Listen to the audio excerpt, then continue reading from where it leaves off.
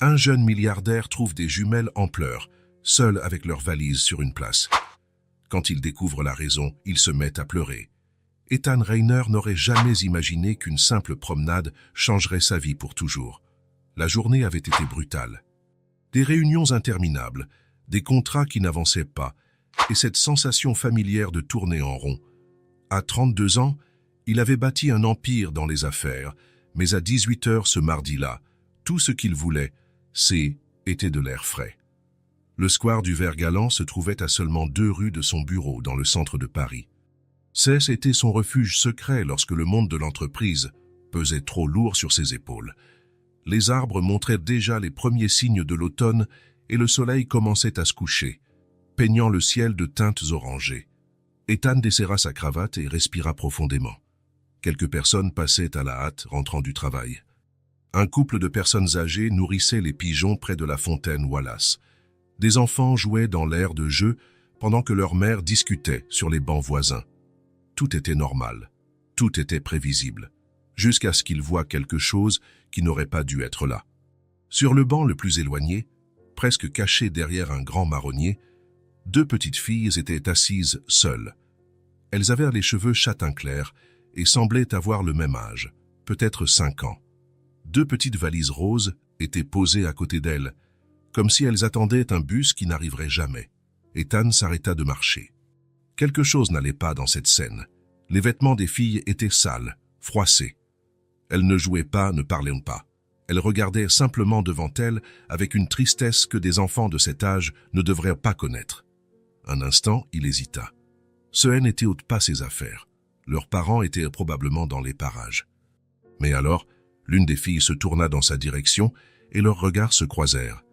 Ils étaient grands, sombres et portaient une lassitude qui lui brisa le cœur. Ethan s'approcha lentement, comme quelqu'un qui ne veut pas effrayer un animal blessé. « Salut les filles », dit-il, s'arrêtant à une distance respectueuse. « Tout va bien ?» Celle qui était le plus à gauche, légèrement plus grande que l'autre, leva les yeux. Elle avait une tache de saleté sur la joue gauche. « Salut », répondit-elle doucement. « Vous attendez quelqu'un » demanda Ethan en s'asseyant au bout du banc. Les deux se regardèrent rapidement, comme si elles avaient un langage secret. « Maman est partie chercher à manger », dit la première fille en ajustant sa valise rose. « Elle nous a demandé d'attendre ici. »« Quand est-ce qu'elle est partie ?»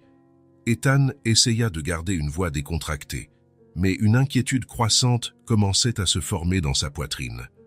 La deuxième fille, qui était restée silencieuse jusqu'alors, leva 4 petits doigts sales.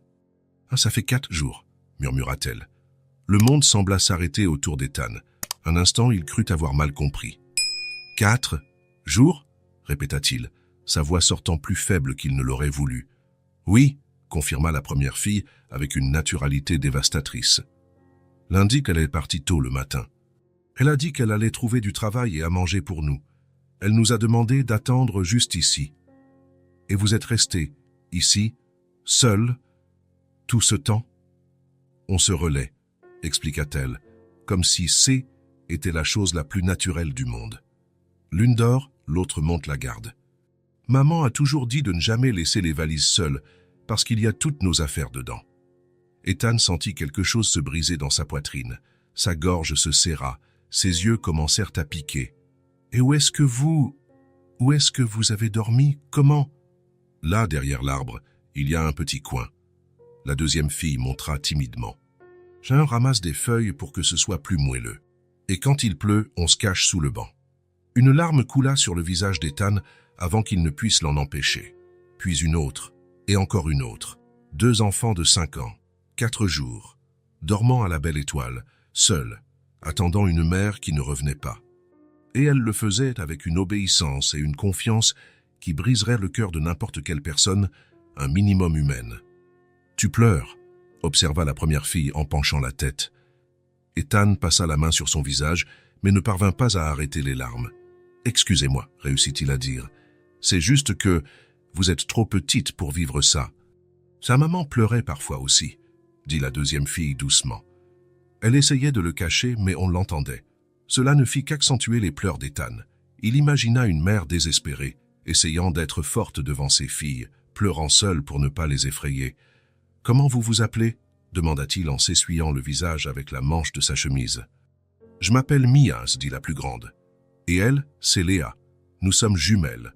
Enchanté de vous connaître.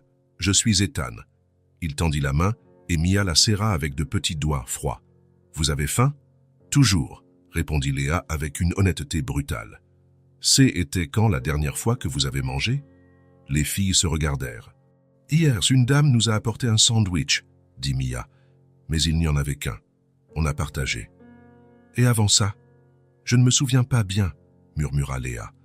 Ethan ferma les yeux une seconde, essayant de se ressaisir. Quand il les rouvrit, sa décision était prise. « Et si je vous emmenais manger quelque chose en attendant que votre maman revienne ?» Les filles hésitèrent.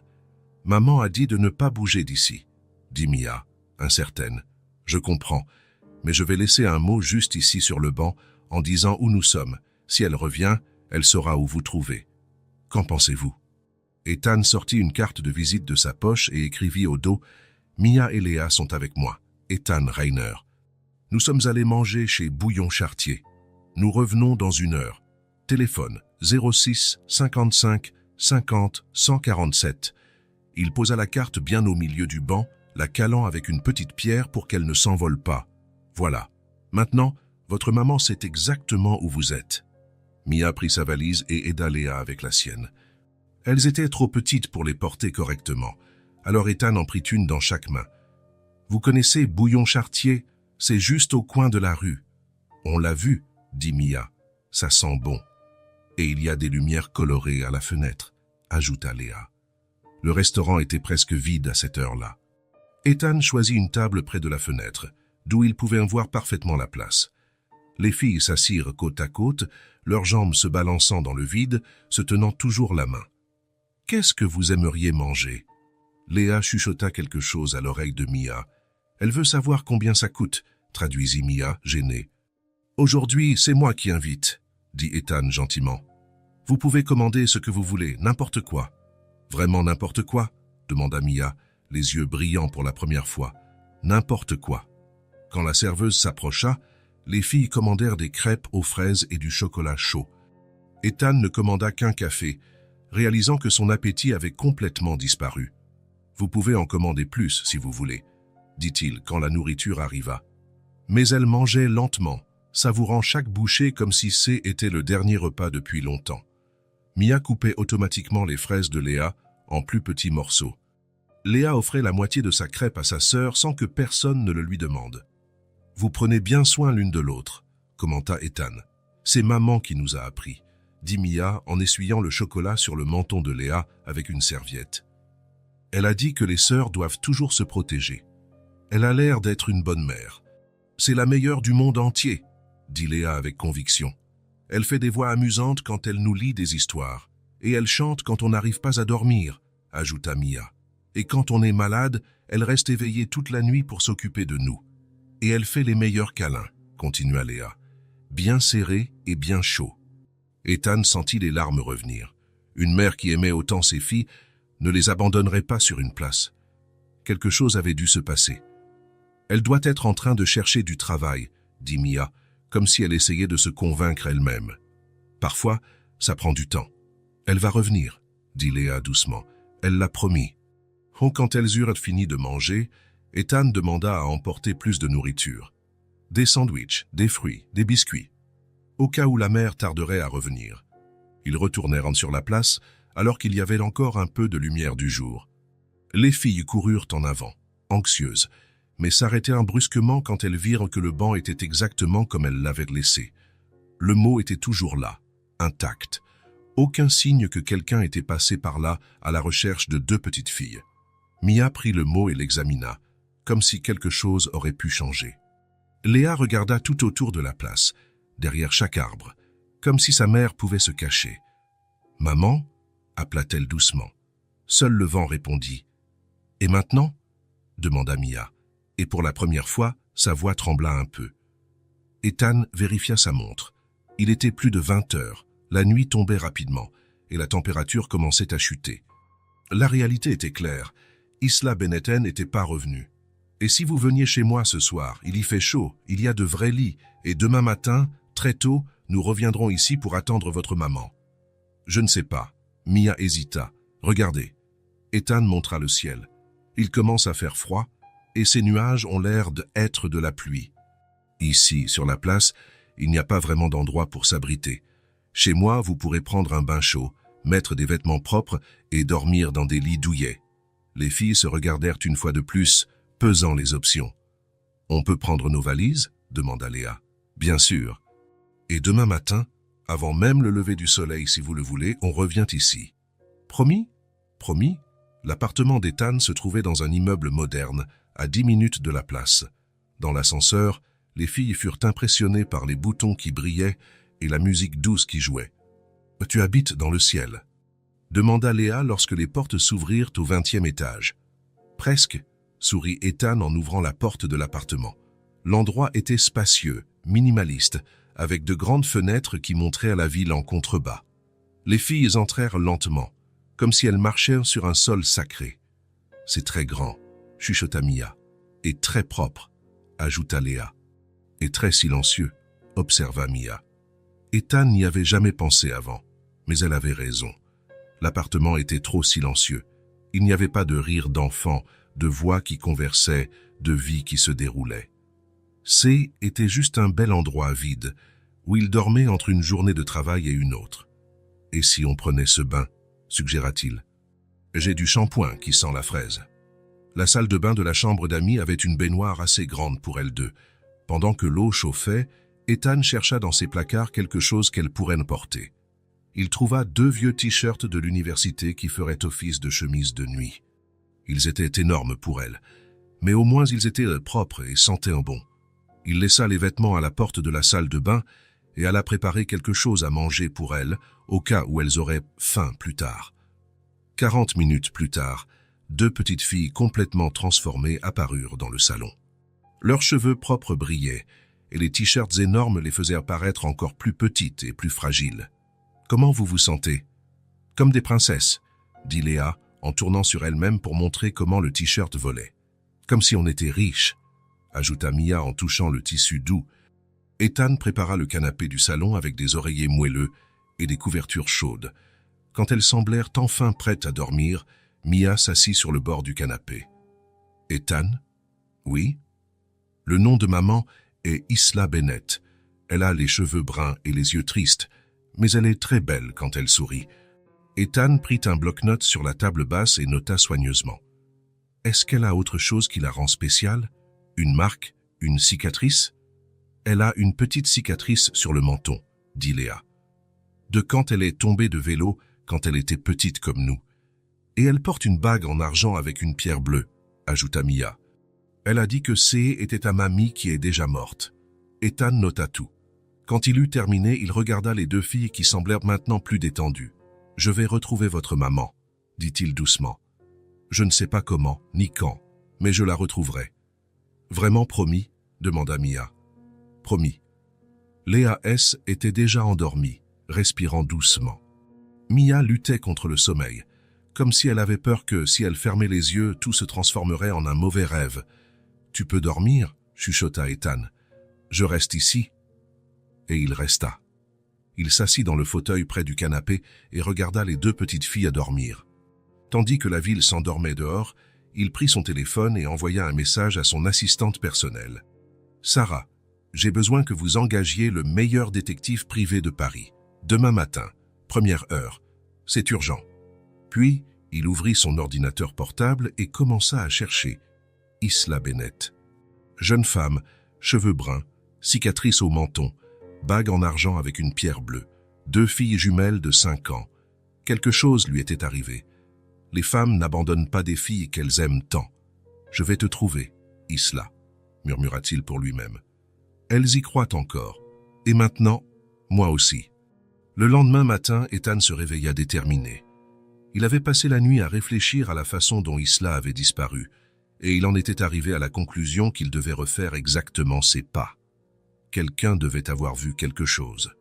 Aujourd'hui, nous retournons sur la place, annonça-t-il à Mia et Léa pendant le petit déjeuner. Nous allons parler aux gens qui travaillent là-bas. Ils arrivèrent sur la place à 9 heures du matin. Ethan regarda autour de lui, planifiant sa stratégie. Il y avait un vendeur de crêpes à l'entrée, un kiosque à journaux au coin de la rue et quelques vendeurs à la sauvette disséminés dans la zone. « Allez, commençons par là, » dit-il en montrant le vendeur de crêpes. Le vendeur était un homme d'âge moyen, à la moustache grisonnante, qui connaissait clairement tous les habitués de la place. « Excusez-moi, » s'approcha Ethan. « Je peux vous poser une question ?»« Bien sûr. Que puis-je pour vous ?»« Je cherche une femme qui a disparu il y a quelques jours. Elle a les cheveux bruns, environ 25 ans, et elle était avec 2 petites filles. » Ethan montra Mia et Léa, elle. L'homme regarda les filles, puis Ethan, confus. « Ces filles? Je ne les ai jamais vues de ma vie. Vous êtes sûr? Elles ont passé plusieurs jours ici sur la place, seules. Écoutez, je travaille ici tous les jours, de 7 heures du matin à 6 heures du soir. Si 2 enfants étaient restés dans le coin, je l'aurais remarqué. » Ethan sentit le premier signe de frustration. « Et leur mère? Une jeune femme? Jolie? Cheveux noirs ?» Le vendeur secoua la tête. « Je ne me souviens pas avoir vu quelqu'un comme ça. »« Désolé, je ne peux pas vous aider. » Ethan remercia et s'éloigna. Les filles marchèrent silencieusement à ses côtés. « Il ne s'est pas souvenu de nous, » observa Mia doucement. « Essayons le suivant, » dit Ethan, déterminé. Le kiosque à journaux se trouvait au coin opposé. Le propriétaire était plus jeune, portait des lunettes et avait un air attentif de quelqu'un qui observe le mouvement des rues. « Bonjour, » salua Ethan. « Vous travaillez ici depuis longtemps? Environ 3 ans. Pourquoi? » « Je cherche une femme qui a disparu, cheveux bruns, jeune. Elle était avec 2 petites filles. » Une fois de plus, il montra les filles. Le marchand de journaux regarda Mia et Léa, étudiant leur visage. « Ces filles-ci? »« Oui, jamais vues. Vous êtes sûr? Elles sont restées plusieurs jours sur la place, juste là sur ce banc. » L'homme enleva ses lunettes, nettoya les verres, les remit. « Écoutez, je suis ici toute la journée. Je connais tout le monde qui fréquente la place. Ces enfants n'ont jamais été ici. Mais elles y étaient, » insista Ethan, « pendant 4 jours. Non, elles n'y étaient pas. Je les aurais vues. » Ethan sentit l'irritation monter. Comment était-il possible que personne n'ait remarqué 2 enfants seuls? Ils essayèrent 5 autres vendeurs ambulants. Aucun ne se souvenait avoir vu les filles ou Isla. C'était comme si elles avaient été des fantômes. « Allons parler au vigile de la banque, » suggéra Ethan, en montrant le bâtiment à côté de la place. Le garde était un homme plus âgé, en uniforme, qui se tenait à l'entrée en observant le mouvement. « Excusez-moi, monsieur, je peux vous poser une question. »« Allez-y. »« Je cherche une femme qui a disparu il y a quelques jours. Elle était avec 2 petites filles, celle-ci. » Ethan commençait à être fatigué de répéter la même histoire. Le vigile regarda les filles en fronçant les sourcils. « Quel âge ont-elles? »« 5 ans. 5 ans, seules ici sur la place. »« Exactement. Jamais vues. Et pourtant, je suis ici de 8 heures à 17 heures, tous les jours. S'il y avait eu 2 enfants abandonnés sur la place, j'aurais appelé la police sur le champ. » Ethan respira profondément. La frustration se transformait en quelque chose de plus fort. « Vous en êtes absolument certain? »« Certain. 2 petites enfants seuls. Ça, je ne l'aurais jamais laissé passer. 15 minutes de plus, 3 personnes de plus. Le résultat était toujours le même. Personne n'avait rien vu. Ethan s'assit sur le banc où les filles avaient passé ces jours terribles. Mia et Léa s'assirent à côté de lui, une de chaque côté. « Personne ne se souvient de nous, » dit Léa tristement. « Comment est-ce possible ?» murmura Ethan pour lui-même. « On était restés bien sages comme elle l'avait demandé, » dit Mia doucement. Les mots frappèrent Ethan comme un coup de poing dans l'estomac. « Comment ça, sage ?»« Maman nous a dit de ne déranger personne, » expliqua Mia. « De rester assise et de ne pas faire de bruit. Et de ne rien demander à personne, » ajouta Léa. « Elle a dit que si on était gentil et qu'on restait tranquille, elle reviendrait plus vite, » continua Mia. Ethan ferma les yeux. L'image devint claire. 2 filles de 5 ans, obéissantes, assises sur ce banc pendant des jours, sans pleurer, sans demander d'aide, sans attirer l'attention. Invisible, vous n'avez demandé à manger à personne. Vous n'avez pas dit que vous étiez seul. Maman a dit de ne pas déranger, répéta Léa. Alors on n'a pas dérangé. Et quand quelqu'un passait, on faisait semblant de jouer, dit Mia, ou d'attendre quelqu'un qui allait arriver bientôt. Comment avez-vous trouvé à manger? Ça, parfois, il restait quelque chose dans les poubelles, dit Léa comme si C était normal. Et une fois, une dame a apporté un sandwich, mais on l'a bien partagé. Ethan sentit une colère sourde monter en lui, pas contre les filles, ni contre Isla, contre les gens. Contre tous ces gens qui étaient passés par là pendant 4 jours et n'avaient pas vu 2 enfants clairement en situation d'abandon. Ou pire, ils avaient vu et fait semblant de ne pas voir. « Vous avez dormi où, exactement ?»« Là, derrière l'arbre. » Mia montra du doigt. « Il y a un petit coin où personne ne voit. » Ethan se leva et se dirigea vers l'endroit. C était un petit espace entre un grand arbre et quelques buissons, presque complètement caché de la vue de ceux qui passaient sur la place. Il y avait des feuilles sèches entassées, clairement arrangées pour servir de lit improvisé. Il retourna au banc où les filles attendaient, 2 enfants de 5 ans, dit-il à voix haute, non pas pour elles, mais pour l'univers. On passait 4 jours ici, dormant par terre, mangeant dans les poubelles, et personne n'a remarqué. On a été sages, dit Léa, comme pour se défendre. Vous avez été très sage, confirma Ethan, la voix plus douce. Trop sage. Il regarda autour de la place avec des yeux différents maintenant. Il vit les vendeurs qui avaient juré n'avoir jamais vu les filles. Le vigile qui avait dit qu'il ne laisserait jamais des enfants passer inaperçus. Les gens qui passaient à la hâte, concentrés sur leurs propres problèmes. Et il comprit quelque chose qui le mit encore plus en colère. Les filles N n'étaient pas passées inaperçues par hasard. Elles avaient été ignorées exprès. Parce qu'il était plus facile de faire semblant de ne pas voir que de s'impliquer. « Vous savez ce qui va se passer maintenant ?» demanda-t-il à Mia et Léa. Elles secouèrent la tête. « Maintenant, vous ne serez plus jamais invisibles. Vous n'aurez plus jamais à rester tranquille pour ne déranger personne. Vous ne dormirez plus jamais par terre ni ne mangerez des restes. »« Comment tu le sais ?» demanda Mia. « Parce que maintenant, vous avez quelqu'un qui s'occupe de vous. Et cette personne a de l'argent, une voix, et n'accepte pas que des enfants soient ignorés. » Ethan se leva et leur tendit les mains. « Partons d'ici. Nous avons du travail à faire. »« Quel genre de travail ?» demanda Léa. « Nous allons retrouver votre maman. Et cette fois, nous allons faire du bruit. Beaucoup de bruit. » En retournant à la voiture, Ethan prit une décision. Il n'allait pas laisser cette histoire mourir. Il allait utiliser toutes les ressources à sa disposition. Il allait mettre des annonces dans les journaux, des affiches dans les rues, utiliser ses relations. Isla Bennett ne serait plus une femme perdue que personne ne cherchait, et Mia et Léa ne seraient plus 2 enfants qui passaient inaperçus. Quelqu'un, quelque part, allait se souvenir d'avoir vu quelque chose. « Ethan ?» appela Mia quand ils arrivèrent à la voiture. « Oui, merci de ne pas avoir fait semblant de ne pas nous voir. » Le cœur d'Ethan se serra. « Je ne vous laisserai plus jamais être invisible, » promit-il. « Plus jamais. » Le lendemain matin, après la frustration sur la place, Ethan prit la première décision pratique. Il s'assit dans son bureau et appela Sarah, son assistante. « Sarah, j'ai besoin d'engager un détective privé, le meilleur que vous puissiez trouver. Bien sûr, M. Rainer. Puis-je demander la raison? Une femme a disparu il y a 6 jours. J'ai ces 2 filles avec moi.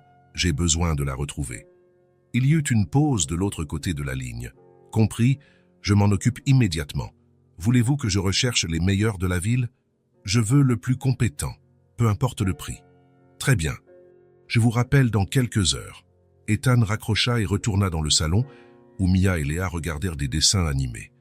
Elles levèrent les yeux quand il s'approcha. « C'est était à propos de maman ?» demanda Mia, pleine d'espoir. « Oui, je vais engager quelqu'un de très bon pour nous aider à la retrouver. »« Un vrai détective ?» demanda Léa, impressionnée. « Un vrai, quelqu'un qui sait comment retrouver les gens. » Les filles parurent satisfaites de la réponse et retournèrent leur attention vers la télé. Ethan s'assit sur le canapé entre elles, mais son esprit était agité. Plus il passait de temps avec Mia et Léa, plus de questions surgissaient sur leur vie antérieure. « Les filles, » dit-il pendant la publicité, « je peux vous poser quelques questions sur vous, pour aider le détective. »« Quel genre de questions ?» demanda Mia. « Sur votre famille, les gens qui connaissaient votre maman. »« On peut répondre, » dit Léa, sérieuse. « Vous avez toujours vécu ici à Paris ?»« Je crois que oui, » dit Mia, incertaine. « On ne se souvient pas d'avoir vécu ailleurs. »« Et ça a toujours été juste vous 3 ?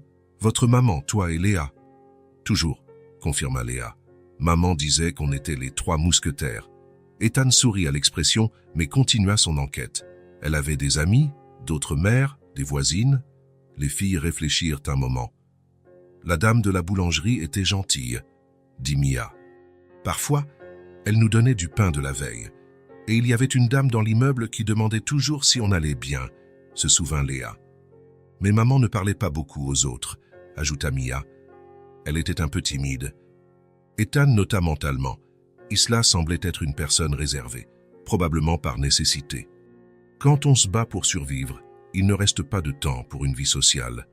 Et les médecins, vous alliez chez le médecin? Seulement quand on était très malade, dit Léa. Maman s'inquiétait toujours pour l'argent. Elle préférait nous soigner à la maison, expliqua Mia. Elle faisait de la tisane quand on toussait et achetait des médicaments à la pharmacie. Une autre preuve que la situation financière était difficile. Ethan ressentit une pointe de tristesse en pensant à Isla, calculant chaque centime, trop inquiète pour l'argent pour emmener ses filles régulièrement chez le médecin. Et elle, école. Vous allez à elle, école? Les filles se regardèrent avec ce regard complice. Maman nous fait l'école à la maison, dit Mia. Elle a dit que quand elle aurait assez d'argent, on irait dans une vraie école. C'est une bonne maîtresse, la meilleure, dit Léa avec conviction. Elle nous a appris à lire, à écrire et à compter. Et des histoires sur des pays différents, ajouta Mia. Elle connaît des endroits avec de la neige et des endroits avec la plage. Ethan fut impressionné. Isla éduquait ses filles à la maison tout en luttant pour survivre. C était une femme remarquable. Il hésita avant de poser la question suivante, mais il savait qu'il le devait. Et votre père? Le silence qui suivit fut différent des autres, plus lourd.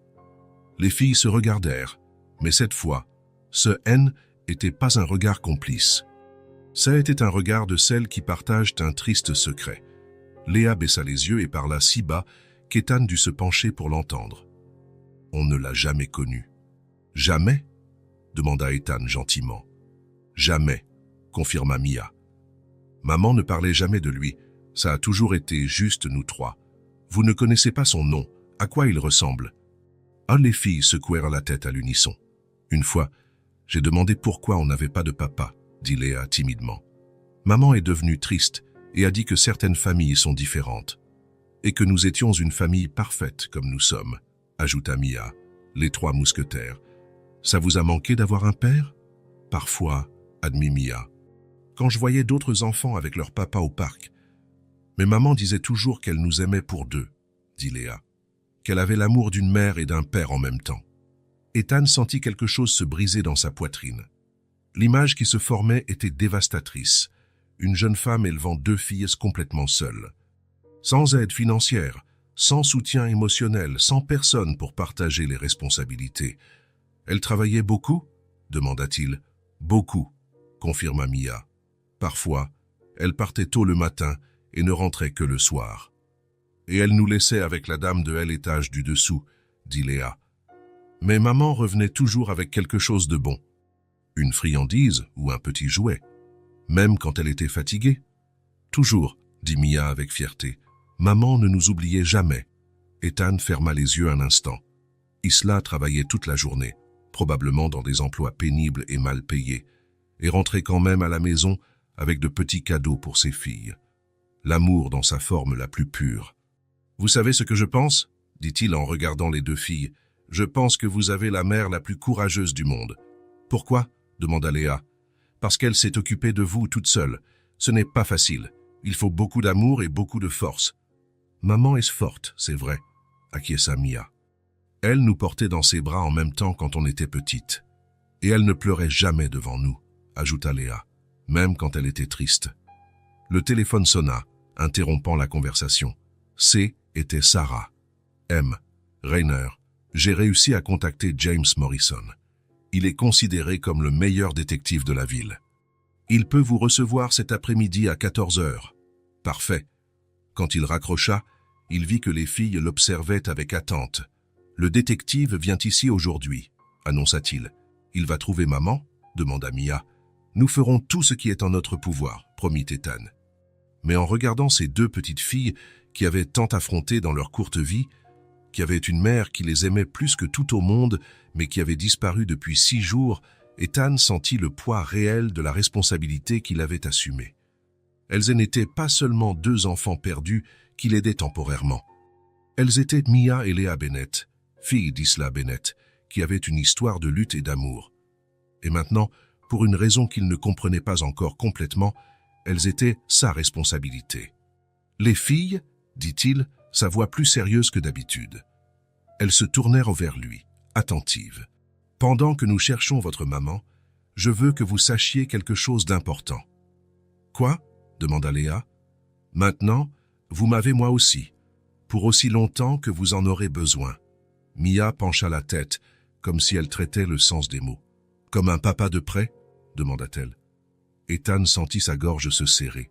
« Comme quelqu'un qui tient à vous, quelqu'un qui prendra soin de vous, quelqu'un qui ne laissera rien de mal vous arriver. » Léa s'approcha et posa sa petite main sur la sienne.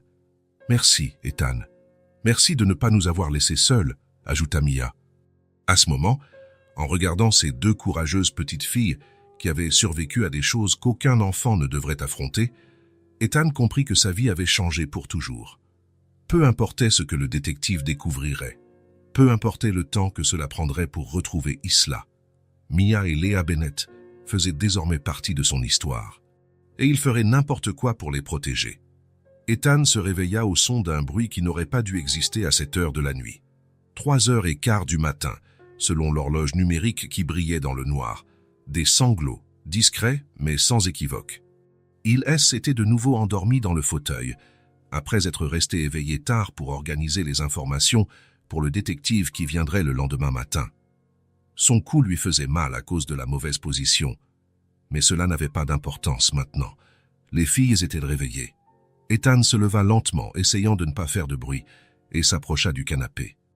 Dans la pénombre, il pouvait voir 2 petites silhouettes assises, enlacées l'une contre l'autre. « Mia? Léa » chuchota-t-il. Les sanglots s'arrêtèrent un instant, puis Mia leva la tête. « Ethan » Sa voix était étranglée. « Je suis là. Qu'est-ce qui s'est passé ?» Il alluma la lampe la plus faible du salon, créant une lumière douce qui ne blesserait pas leurs yeux. Les 2 petites filles étaient assises au milieu du canapé, portant toujours les énormes t-shirts qui leur servaient de pyjama, les cheveux en désordre, les yeux rouges d'avoir pleuré. « On a fait un mauvais rêve », dit Léa, sa voix haine étant qu'un murmure. Ethan s'assit sur le bord du canapé, gardant une distance respectueuse. « Vous voulez me raconter votre rêve ?» Mia se moucha dans la manche de son t-shirt. « On a rêvé qu'elle ne revenait jamais, » dit-elle, les mots sortant entrecoupés de sanglots qu'elle essayait de contrôler. « Que maman partait pour toujours et nous oubliait, » continua Léa, se blottissant davantage contre sa sœur. Le cœur d'Ethan se serra. C'est qu'était leur peur la plus profonde, la terreur qu'elle portait probablement depuis qu'elle était réveillée ce premier jour sur la place et avait réalisé que leur mère, N, était pas là. Ce N était qu'un rêve, dit-il gentiment. Les cauchemars semblent parfois réels, mais ils ne le sont pas. Mais si c'est réel, demanda Mia, ses grands yeux brillants de larmes non versées. Et si elle ne revient vraiment pas? Maman nous manque beaucoup, dit Léa, la voix brisée, très fort. Et alors les vannes s'ouvrirent. Les 2 petites filles se mirent à pleurer pour de bon. Non pas les sanglots contenus d'avant, mais les pleurs profonds d'enfants qui avaient tout gardé trop longtemps. Ethan sentit quelque chose se briser dans sa poitrine. Au cours des derniers jours, Mia et Léa avaient été si courageuses, si matures pour leur âge. Elles avaient accepté la situation avec une résignation qui l'impressionnait. Mais maintenant, dans l'obscurité de la nuit, lorsque les défenses étaient basses, la vraie douleur apparaissait. Elles étaient que des enfants de 5 ans qui voulaient leur mère. Sans réfléchir, Ethan quitta le canapé et s'assit par terre, en face d'elle, à hauteur de leurs yeux. « Venez ici », dit-il doucement en tendant les bras. Mia fut la première à bouger, glissant du canapé directement sur ses genoux. Léa suivit immédiatement, s'installant de l'autre côté. Ethan les enveloppa dans ses bras et les laissa pleurer. « Je sais qu'elle vous manque », murmura-t-il, passant la main dans leurs cheveux en désordre. « C'est normal qu'elle vous manque. Ça montre à quel point vous l'aimez. Mais ça fait très mal, » sanglota Mia contre sa poitrine. « Je sais que ça fait mal. Le manque, ça fait vraiment mal. Et si elle est perdue? Demanda Léa. Et si elle n'arrive pas à retrouver son chemin? Ethan respira profondément avant de répondre. Il ne pouvait pas faire de promesses qu'il ne pourrait peut-être pas tenir, mais il devait leur donner de l'espoir. « Écoutez-moi bien, dit-il en S, écartant un peu pour pouvoir les regarder dans les yeux. Il prit une main de chacune. Les mères comme la vôtre n'abandonnent pas. Elle n'est pas partie parce qu'elle le voulait. Quelque chose s'est passé, et maintenant elle essaie de revenir vers vous. « Comment tu le sais ?» demanda Mia en reniflant. « Parce que j'ai vu comment elle vous a élevé. Vous m'avez parlé de son amour, de la façon dont elle s'occupait de vous, de comment elle revenait toujours du travail avec quelque chose de spécial. Les mères comme ça n'abandonnent pas leurs filles. »« Ah mais ça fait une semaine, » dit Léa tristement. « Parfois, les choses prennent plus de temps qu'on ne le voudrait, » expliqua Ethan. « Mais ça ne veut pas dire qu'elle a cessé d'essayer. » Il serra leurs petites mains. « Et vous savez quoi d'autre? Elle essaye toujours de revenir.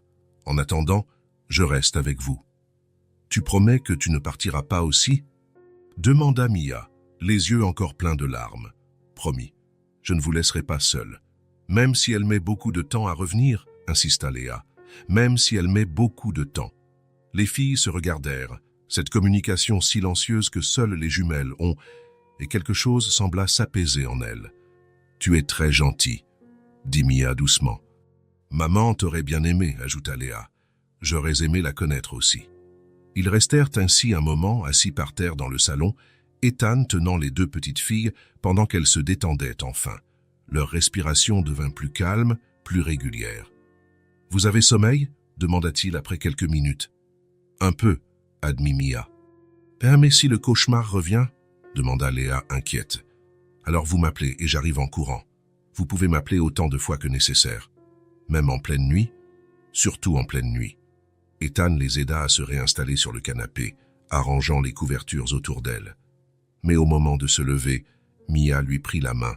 « Tu peux rester près de nous ?»« Bien sûr. » Il s'installa par terre, adossé au canapé, où elles pourraient le toucher si elles en avaient besoin. En quelques minutes, elles dormirent de nouveau, mais cette fois, pas seules. Mia avait une de ses mains posée sur son épaule. Léa S. était tournée sur le côté et sa petite main reposait sur son bras. Elle dormait appuyée contre lui, confiante qu'il serait là si elle se réveillait. Ethan resta là inconfortable sur le sol, mais sans bouger d'un centimètre. Il observa les deux petites filles dormir, leur respiration douce et synchronisée, leur visage enfin détendu. Et pour la première fois depuis longtemps, peut-être pour la première fois de sa vie, il se sentit vraiment nécessaire. Pas comme un homme d'affaires prospère qui résolvait des problèmes complexes, pas comme quelqu'un avec de l'argent et de l'influence, mais comme une personne qui comptait pour d'autres personnes, comme quelqu'un dont la présence faisait une réelle différence dans la vie de quelqu'un. Deux petites filles de 5 ans avaient besoin de lui. Lui faisait confiance, dormait contre lui parce qu'elle se sentait en sécurité à ses côtés. C était une responsabilité effrayante et, en même temps, le sentiment le plus gratifiant qu'il ait jamais éprouvé. Il regarda le plafond, pensant à Isla Bennett où qu'elle soit. « Tes filles sont incroyables, » pensa-t-il. « Courageuses, aimantes, loyales. Tu as fait un travail extraordinaire en les élevant, et je jure que je prendrai soin d'elles jusqu'à ce que tu reviennes. Elles ne se sentiront plus jamais abandonnées ou seules. Et quand tu reviendras, parce que je crois que tu reviendras, tu trouveras tes filles en sécurité et aimées. » Les premières lueurs du matin commencèrent à entrer par les fenêtres, trouvant Ethan toujours par terre, veillant toujours sur le sommeil des deux petites filles qui avaient changé sa vie pour toujours. Une semaine s'était écoulée depuis cette nuit difficile, et quelque chose avait changé dans l'appartement d'Ethan. Ce N était pas seulement les voix enfantines, résonnant dans les couloirs ou les jouets improvisés éparpillés dans le salon. C était quelque chose de plus subtil, de plus profond. C était le sentiment que cet endroit avait enfin de la vie. Les matins commencèrent à suivre une routine naturelle. Ethan se réveillait avant les filles et préparait le petit déjeuner, mettant 3 assiettes sur la table au lieu de l'assiette solitaire qu'il utilisait depuis des années. Quand Mia et Léa apparaissaient dans la cuisine, les cheveux en désordre et encore endormis, leur premier arrêt était toujours un câlin pour lui. « Bonjour Ethan » murmurait Mia en se blottissant sur son côté droit. Bonjour, chuchotait Léa, occupant le côté gauche, et ils restaient là quelques instants, tous les trois enlacés dans la cuisine, pendant que le soleil entrait par les fenêtres et que l'appartement se réveillait avec eux. « Qu'est-ce qu'on fait aujourd'hui » demandait toujours l'une d'elles. « Est-ce que vous voulez » répondait toujours Ethan. Et ils découvrirent qu'elle voulait des choses simples. Mia aimait aider en cuisine, toujours curieuse de savoir comment les choses étaient faites. Léa préférait organiser les coussins du canapé de différentes manières, créant de petits nids où elle pouvait se blottir pour lire. C'est Mia qui suggéra de dessiner sur le mur. « On ne peut pas, » dit Léa, choquée par la suggestion de sa sœur. « Maman a toujours dit qu'on ne peut pas dessiner sur le mur, mais ce mur est à Ethan, » argumenta Mia. « Il peut nous laisser faire. » Ethan regarda le mur blanc et immaculé du salon, puis les yeux pleins d'espoir de Mia. « Vous savez ce que je pense ? Je pense que ce mur est bien trop triste. »« C'est vraiment ?» demanda Léa, encore incertaine. « Vraiment. Et si on faisait une belle fresque, quelque chose qui rendrait l'appartement plus joyeux ?» La transformation fut immédiate. En quelques heures, le mur blanc se couvrit de fleurs colorées dessinées par Léa, d'une famille de chats faite par Mia, et même de quelques tentatives d'Ethan qui firent beaucoup rire les filles. « Tu ne sais pas dessiner les gens », observa Mia en regardant le bonhomme allumette qu'Ethan avait créé. « C'est vrai, » acquiesça-t-il, « mais tu peux m'apprendre. »« Thérèse, maman dessine les gens très joliment, » dit Léa en traçant soigneusement un papillon bleu. « Elle fait de grands yeux et des sourires qui ont l'air vrais. Quand elle reviendra, on lui demandera d'améliorer nos dessins, » suggéra Ethan. « Elle va aimer voir notre mur, » dit Mia avec certitude. « Elle dira que c'est magnifique. » Les promenades au parc devinrent une partie essentielle des journées. Le square du Vert-Galant n'était qu'à 3 rues, et les filles découvrirent qu'elles adoraient les balançoires. Ethan poussait l'une, puis l'autre, écoutant leurs rires remplir l'air. « Plus haut !» criait Mia, toujours la plus aventureuse. « Pas trop haut !» demandait Léa, plus prudente. Ethan trouvait le juste milieu, poussant assez fort pour que Mia ressente l'excitation, mais assez doucement pour que Léa se sente en sécurité.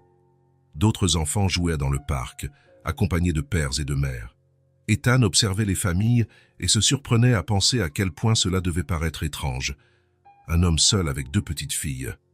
Mais Mia et Léa le traitaient avec une telle naturalité, avec tant d'affection, que les autres personnes comprenaient vite qu'ils s'appartenaient les uns aux autres. « C'est ton papa ?» demanda une fille aux cheveux bouclés à Mia sur le toboggan. « Non », répondit Mia simplement. « C'est Ethan. Il s'occupe de nous. »« Où est ton papa alors ?»« On n'a pas de papa.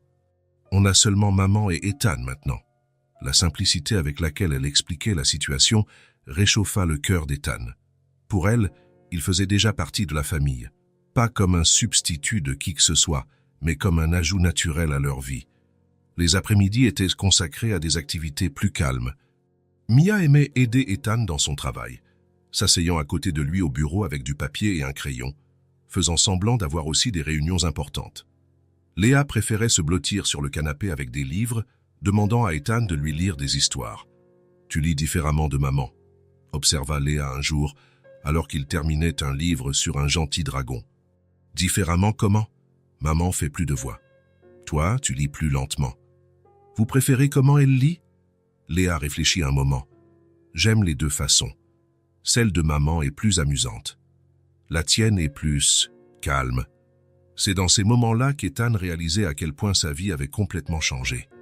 Avant, ses après-midi étaient remplis de réunions, d'appels téléphoniques, de problèmes complexes à résoudre. Maintenant, la chose la plus importante de sa journée était de lire des histoires pour enfants avec la bonne intonation. Et le plus surprenant, il était sincèrement heureux. J'y étais toujours occupé, pensa-t-il un après-midi, en observant Mia dessiner sur la table de la cuisine pendant que Léa organisait ses poupées improvisées dans le salon. Toujours à courir d'une chose à l'autre, toujours avec le sentiment de manquer de temps pour tout, et pourtant C était vide. Maintenant, j'ai un silence qui a du sens. Le silence était différent maintenant. Ce n'était pas le vide froid de l'appartement où il vivait seul. C était le silence chaleureux d'une maison où les gens s'aiment. C était le silence ponctué de soupirs contents, de pages qui tournent, de crayons de couleur qui grattent le papier, de petits pas sur le parquet. Les filles riaient plus aussi. Pas seulement les rires polis qu'elles avaient au début, mais de vrais éclats de rire quand Ethan essayait de chanter et chantait terriblement faux, ou quand il s'emmêlait les pinceaux en cuisine et laissait la farine voler partout.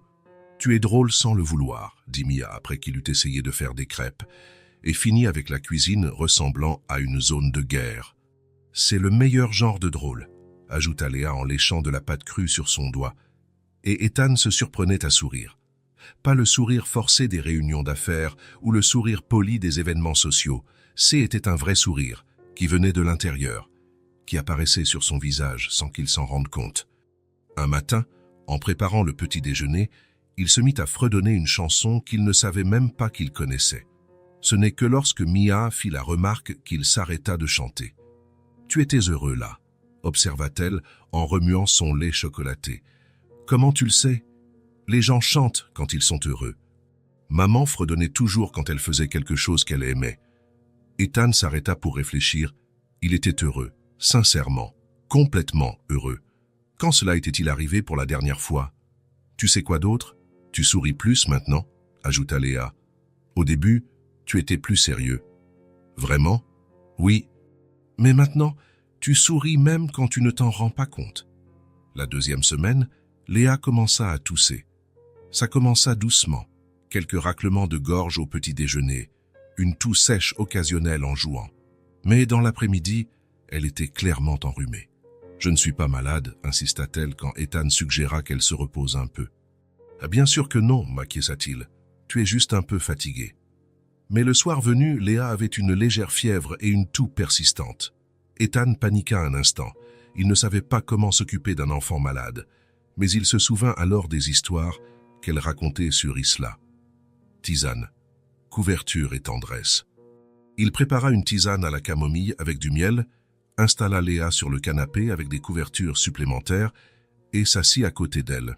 « Maman faisait toujours de la tisane quand on était malade », dit Mia, en observant sa sœur boire lentement. « Et elle lisait des histoires tout doucement », ajouta Léa d'une voix rauque. « Alors c'est ce que nous allons faire. » Ethan prit un livre et commença à lire d'une voix douce, presque en chuchotant. Léa se blottit sur le canapé, la tête appuyée sur son bras, tandis que Mia s'enroulait de l'autre côté. « Tu es presque aussi bon que maman pour soigner les gens malades », murmura Léa, somnolente. « Seulement presque. Maman chantait aussi, » expliqua Mia, « mais ce n'est pas grave. Tu peux apprendre. » Le lendemain matin, Léa se réveilla mieux, mais encore un peu congestionnée. Ethan décida qu'un bain chaud aiderait, et il remplit la baignoire de vapeur. « On va laver ses cheveux et vous mettre bien au chaud », dit-il en testant la température de l'eau. Le bain se transforma en une petite fête. Les filles jouèrent avec de la mousse et des bateaux en papier pendant qu'Ethan leur lavait les cheveux avec soin, massant doucement le shampoing. « Maman mettait toujours du temps pour nous laver les cheveux », dit Mia en s'adossant dans la baignoire. Elle disait que des cheveux propres prenaient plus de temps, mais qu'ils étaient plus beaux. Elle chantait quand elle les lavait, se souvint Léa, une petite chanson juste pour nous. Après le bain, Ethan les enveloppa dans des serviettes douces et s'assit avec elles dans la chambre pour leur sécher les cheveux. Il utilisa le sèche-cheveux à la température la plus basse, passant délicatement ses doigts dans les mèches humides. C'est à ce moment intime, avec les deux petites filles assises par terre devant lui, pendant qu'il leur séchait soigneusement les cheveux, que Mia dit quelque chose qui changea tout. « Ethan ? Oui ? Je peux te dire un secret sur maman. » Il éteignit le sèche-cheveux un instant. « Bien sûr. » Mia regarda Léa, qui hocha la tête pour l'encourager. « On entendait maman pleurer la nuit, » dit-elle doucement, comme si elle racontait quelque chose de très intime. Elle pensait qu'on dormait, mais parfois on l'entendait. Ethan sentit quelque chose se serrer dans sa poitrine, mais ne dit rien. Elle pleurait tout bas pour ne pas nous réveiller, continua Mia, et elle disait toujours la même chose. Ça, qu'est-ce qu'elle disait? Elle disait « Tout va bien se passer, tout va bien se passer, les filles, maman va y arriver. » Mia fit une pause, mais elle pleurait en même temps. Elle pleurait toute seule, ajouta Léa tristement. On voulait l'aider, mais on ne savait pas comment.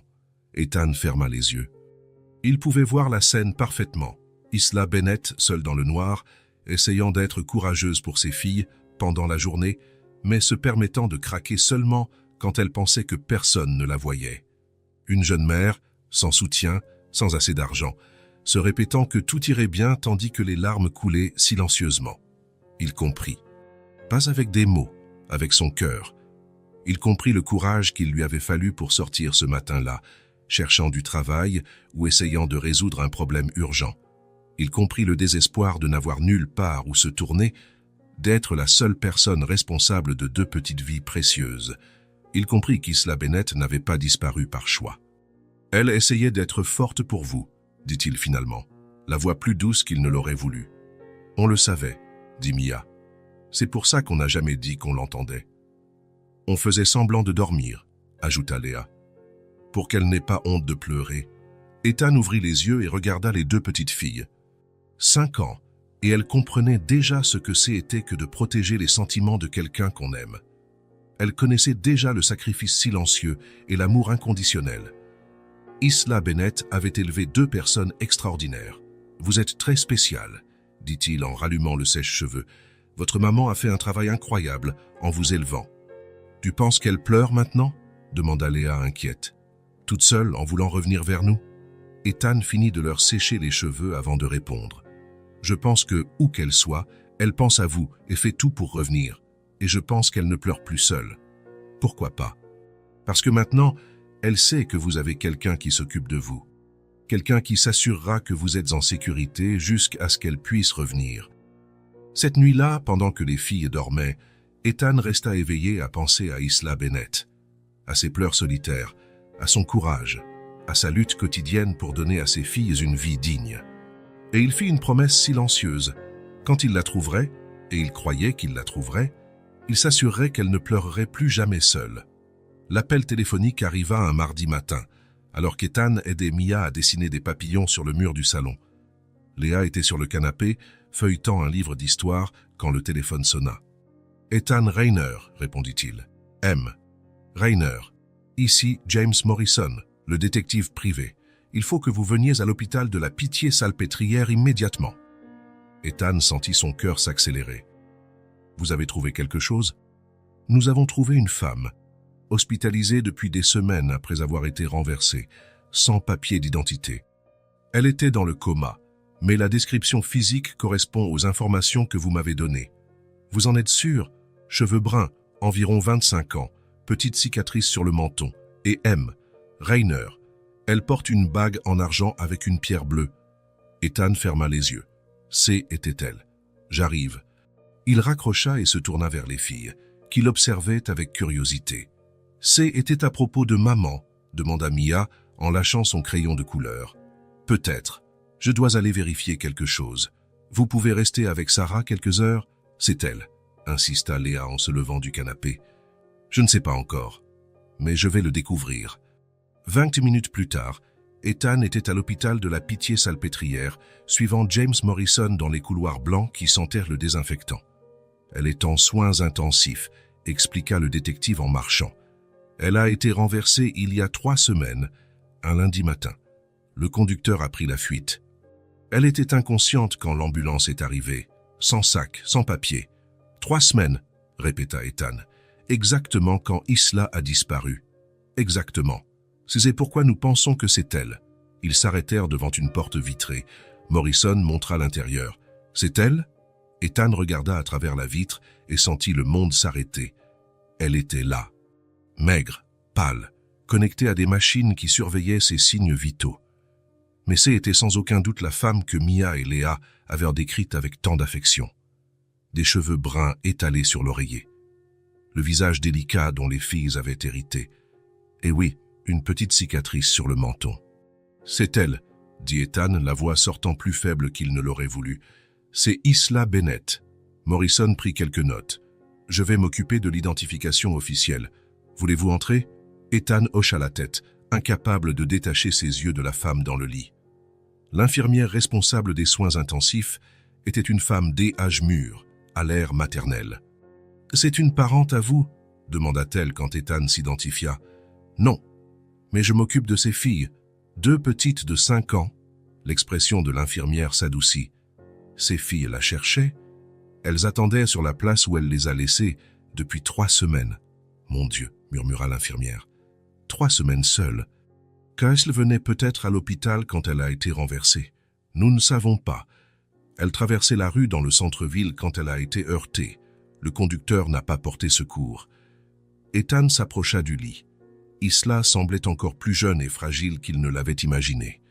Il pouvait voir les ressemblances avec ses filles dans la forme de son visage, son petit nez, la courbe de ses lèvres.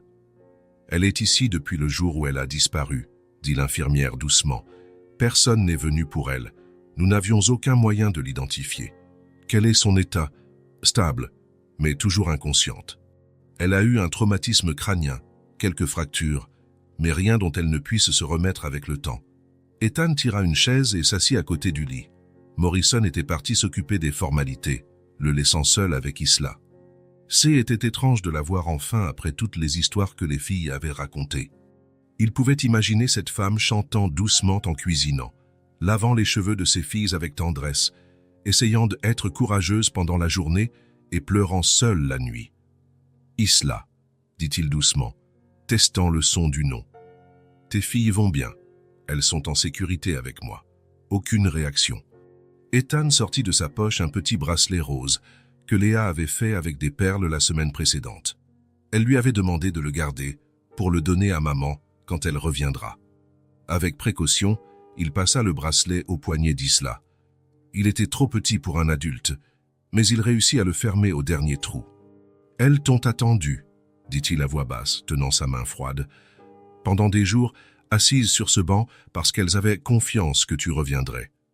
Mia a dit que tu tiens toujours tes promesses. » Il observa le visage pâle, cherchant un signe qu'elle l'entendait. « Léa a fait ce bracelet en pensant à toi. Elle a dit qu'elle voulait donner quelque chose de joli à sa maman quand elle reviendrait. » Il continua de parler, racontant les 3 dernières semaines, comment il les avait trouvées sur la place, le premier bain chaud qu'elles avaient pris, les dessins sur le mur, comment Léa avait été enrhumée et comment Iles s'était occupé d'elle. « Elles sont incroyables, » dit-il. « Courageuses, affectueuses, loyales. Tu as fait un travail extraordinaire en les élevant. » C'est alors que cela se produisit. Subtil, presque imperceptible, mais définitif. Les doigts d'Isla se contractèrent légèrement. Un petit mouvement, mais intentionnel. Ethan retint son souffle. « Isla, tu m'entends ?» Un autre mouvement, plus clair cette fois. Comme si elle essayait de serrer sa main. « Infirmière !» appela-t-il sans lâcher la main d'Isla. L'infirmière entra en courant. Elle a bougé, les doigts. La femme vérifia les moniteurs, examina les pupilles d'Isla avec une petite lampe de poche. « Les signes s'améliorent », confirma-t-elle. « Il se pourrait qu'elle commence à se réveiller. » Ethan resta à l'hôpital le reste de la journée, ne sortant que pour aller chercher les filles et leur expliquer la situation. Il ne voulait pas leur donner de faux espoirs, mais elles avaient le droit de savoir. « On a retrouvé maman », dit-il, en arrivant à la maison. « Elle est à l'hôpital. »« Elle va bien ?» demanda Mia immédiatement. « Elle est malade, mais les médecins s'occupent d'elle. Elle va guérir. »« Quand est-ce qu'on peut la voir ?» voulut savoir Léa. « Bientôt. Elle a besoin de se reposer encore un peu. » Les 2 jours suivants, Ethan passa toutes les heures possibles au chevet d'Isla. Il lui lisait des histoires, lui racontait des anecdotes sur les filles. Parfois, il tenait simplement sa main en silence. Les filles posaient constamment des questions sur elle. Elles firent des dessins à lui apporter quand elles pourraient lui rendre visite. Léa cueillit des fleurs au parc. Mia écrivit une petite lettre avec des lettres tordues. « Maman, je t'aime. Reviens vite. » Le jeudi matin, quand Ethan arriva à l'hôpital comme d'habitude, l'infirmière l'accueillit avec un sourire. « Elle se réveille, dit-elle, encore confuse, mais elle se réveille. » Ethan entra dans la chambre et vit immédiatement la différence. Les yeux d'Isla étaient ouverts, clignant lentement, essayant de se concentrer sur quelque chose. Quand elle le vit, elle essaya de parler, mais seul un murmure sortit. « Mes filles », réussit-elle à dire, la voix rauque à cause de l'intubation. « Où sont mes filles ?» Ethan s'approcha du lit, le cœur battant à tout rompre. « Avec moi », dit-il gentiment. « En sécurité. Elles n'ont jamais cessé de croire en toi. » Isla essaya de s'asseoir, mais elle était encore trop faible. « Elles vont bien ?»« Elles vont très bien. Mia et Léa vont très bien. Elles mangent bien, dorment bien, jouent. Elles attendent de te voir. » Des larmes commencèrent à couler sur le visage d'Isla. « 3 semaines, murmura-t-elle. Je les ai laissées pendant 3 semaines. Oh, tu ne les as pas laissées. Tu as été renversée. Tu étais inconsciente. Elles doivent être furieuses contre moi. Elles sont soulagées. Elles savaient que tu ne les abandonnerais pas par choix. Ethan passa les minutes suivantes à expliquer ce qui s'était passé, comment il les avait trouvées, comment il s'était occupé d'elles. Isla écoutait les yeux écarquillés, souriant parfois à travers ses larmes, quand il parlait des dessins sur le mur ou de Léa organisant les coussins du canapé. « Vous avez pris soin de mes filles, » dit-elle finalement. « Elles ont pris soin d'elles-mêmes. Je me suis juste assuré qu'elles étaient en sécurité. Comment puis-je vous remercier? En allant mieux pour elles. » Le médecin fit quelques examens et autorisa de courtes visites. Ethan alla chercher les filles, qui sautillèrent d'impatience dans la voiture. « Elle va nous reconnaître ?» demanda Léa. « Elle sera peut-être un peu différente à cause des médicaments, » expliqua Ethan. « Mais c'est votre maman. » Quand ils arrivèrent à l'hôpital, les filles portèrent leurs cadeaux. Léa avec les fleurs du parc, Mia avec un dessin coloré d'une famille de 3 personnes se tenant la main. « Vous pouvez entrer, » dit l'infirmière. Mais seulement quelques minutes. Ethan ouvrit la porte de la chambre et laissa les filles entrer les premières. Isla était plus éveillée maintenant, appuyée sur des oreillers. Quand elle vit ses filles, son visage s'illumina d'une manière qu'Ethan n'avait jamais vue chez personne. « Maman !» cria Mia en courant vers le lit.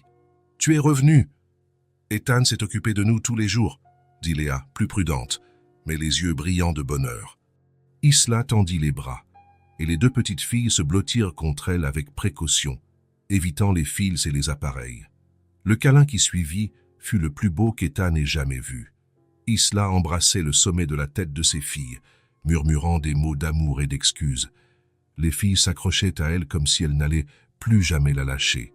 « Vous m'avez tellement manqué », pleurait Isla. « Tellement, tellement. Toi aussi, Tain, » dit Mia, le visage enfoui dans le cou de sa mère. « Mais Ethan a dit que tu reviendrais. Et tu es revenu, » ajouta Léa, comme il l'avait promis. Le silence de ce câlin en disait plus que n'importe quel mot.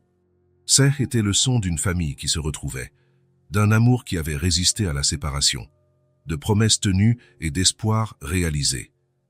Ethan S. écarta un peu, leur laissant de l'intimité, mais Isla l'appela. « Ethan !» Il s'approcha du lit. « Merci », dit-elle, les mots simples chargés d'un poids immense. « Merci d'avoir pris soin de ce que j'aime le plus au monde. »« Ce fut un honneur, » répondit-il sincèrement. Isla regarda ses filles, puis lui, et Ethan vit dans ses yeux la même détermination féroce qu'il avait appris à reconnaître chez Mia et Léa. « Je vais guérir, » dit-elle avec conviction. « Je vais guérir pour elle. Je sais que tu le feras. » Fallait à ce moment, en observant Isla enlacée avec ses filles, en voyant la lumière revenir dans les yeux de Mia et Léa, Ethan sut qu'il avait participé à quelque chose de bien plus grand que de simplement s'occuper de 2 enfants perdus. Il avait aidé à maintenir une famille unie. Il avait fait partie d'un petit miracle parfait. Et pour la première fois depuis longtemps, il sentit que sa vie avait un véritable but. 2 semaines plus tard, un vendredi matin ensoleillé, le docteur Martin entra dans la chambre d'Isla avec un sourire aux lèvres. « J'ai de bonnes nouvelles, Madame Bennett.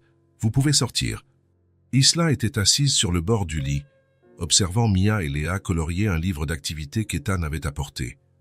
Les filles passèrent désormais tous leurs après-midi à l'hôpital, et la chambre S était transformée en un petit salon familial. « Sortir ?» répéta Isla, comme si elle n'était pas sûre d'avoir bien entendu. « Vos examens sont excellents. Votre rétablissement a dépassé nos attentes. Vous aurez encore besoin de kinésithérapie pour renforcer votre bras gauche et de quelques consultations de suivi, mais vous pouvez continuer le traitement à la maison. »« C'est merveilleux, » dit Mia en lâchant son crayon de couleur. Maman rentre à la maison. Le sourire d'Isla vacilla un instant. Elle regarda Ethan, qui était assis dans le fauteuil près de la fenêtre, et il comprit immédiatement à quoi elle pensait. « Docteur Martin, » dit Isla avec hésitation, « combien de temps ai-je pour organiser les choses? Eh bien, étant donné qu'aujourd'hui c'est vendredi, que diriez-vous de sortir lundi? Cela vous laisse un week-end pour vous préparer. » Quand le médecin sortit, un silence inconfortable s'installa dans la chambre. Les filles continuèrent à colorier, inconscientes de la tension, mais Ethan pouvait voir l'inquiétude grandir dans les yeux d'Isla. « Maman !» appela Léa, remarquant le changement d'ambiance. « Tu n'es pas contente ?»« Je suis très contente, mon amour, » répondit Isla rapidement, forçant un sourire. « C'est juste que maman doit réfléchir à certaines choses. » Ethan se leva du fauteuil. « Les filles, et si vous alliez à la cafétéria chercher ces biscuits que vous aimez tant, votre mère et moi devons parler de choses d'adultes. »« On peut ?» demanda Mia à Isla. « Bien sûr. Mais ne tardez pas. » Une fois seule, Isla baissa la tête et passa les mains dans ses cheveux. « Je n'ai nulle part où aller, » dit-elle doucement. L'appartement où nous vivions, J était en retard sur le loyer quand l'accident est arrivé. 5 semaines plus tard, je suis sûr qu'il n'est plus disponible. Ethan s'assit sur le bord du lit, gardant une distance respectueuse. Et le travail. Je faisais des ménages, mais ces étaient des boulots occasionnels, rien de fixe. Et maintenant, après tout ce temps, elle soupira. Qui va embaucher quelqu'un qui a disparu pendant plus d'1 mois? Isla, je sais ce que tu vas dire, l'interrompit-elle. Que je vais trouver un autre appartement, un autre travail. Mais avec quel argent? Je n'ai pas de référence, pas de garantie à donner à un propriétaire. Ethan observa le désespoir grandir sur son visage. C était la même expression qu'il avait imaginée sur son visage ce matin-là, il y a des semaines, quand elle était partie pour tenter de résoudre ses problèmes financiers. « J'ai quelques économies de côté, » continua Isla. « Très peu, peut-être assez pour une pension bon marché pendant quelques semaines, jusqu'à ce que je puisse m'organiser. »« Une pension ? C'est tout ce que je peux me permettre. Mia et Léa ont déjà dormi dans des endroits pires. » L'idée des filles dans une pension bon marché après tout ce qu'elles avaient traversé provoqua une révolte intérieure chez Ethan. « Et si j'avais une suggestion ?»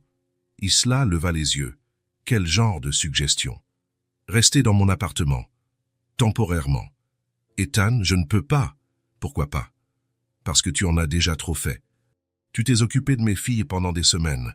Tu as payé les factures de l'hôpital. Je ne peux pas accepter plus. » Et si ce haine n'était pas de la charité? Isla fronça les sourcils. « Comment ça? »« L'appartement est vide pendant la journée, pendant que je travaille. Les filles pourraient t'aider dans ta convalescence et tu pourrais t'occuper d'elles pendant que je suis absent.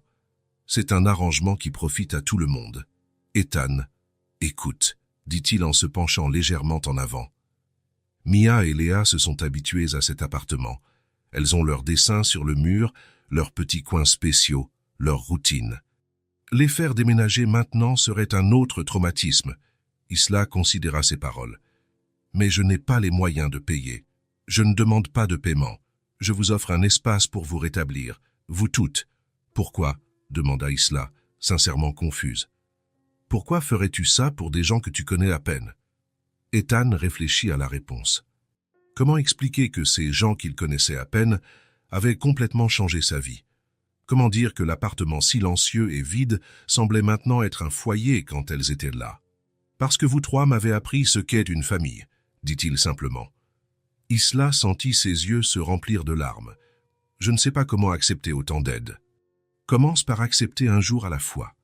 À ce moment, Mia et Léa revinrent avec des biscuits et des sourires aux lèvres. Regarde ce qu'on a eu, annonça Mia en montrant un sac en papier. La dame de la cafétéria nous en a donné en plus parce qu'on est jumelles. Et elle a dit que tu es très belle, maman, ajouta Léa. Ethan lui a montré une photo de nous. Vous avez montré une photo de moi à des inconnus? Demanda Isla, mais elle souriait. C était pour s'entraîner à parler de toi, expliqua Ethan. Les filles voulaient être sûres de savoir bien décrire leur mère. On a décrit la couleur de tes cheveux, tes yeux, même la cicatrice sur ton menton, Kochi, dit Mia fièrement. Et ta façon de sourire, compléta Léa. Isla regarda ses filles, puis Ethan, et quelque chose se résolut dans son cœur. Ethan, dit-elle, ton offre?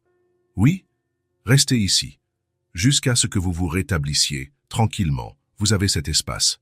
Isla cligna des yeux, confuse. Désolé, je voulais dire...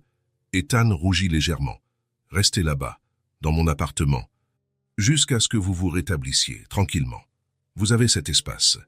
Le silence qui suivit fut différent du précédent. Il était chargé de émotion, pas de tension. Pour combien de temps? Demanda Isla finalement. Aussi longtemps que vous en aurez besoin.